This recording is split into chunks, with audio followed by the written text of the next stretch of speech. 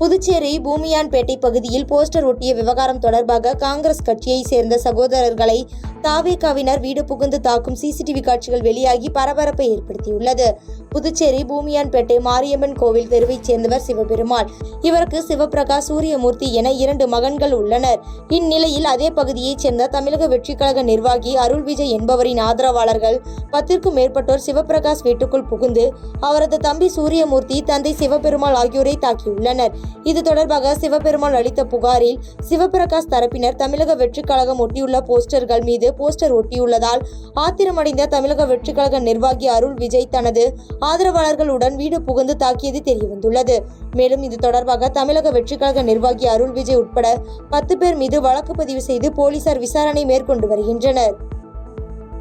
பாதகம் செய்பவரை கண்டால் நாம் பயங்கொள்ளலாகாது பாப்பா, மோதி மிதித்து விடு பாப்பா, அவர் முகத்தில் உமிழ்ந்து விடு பாப்பா. அண்மை செய்திகளை உடனுக்குடன் தெரிந்து கொள்ள இணைந்திருங்கள் இயம்நாடு தொலைக்காட்சியுடன்.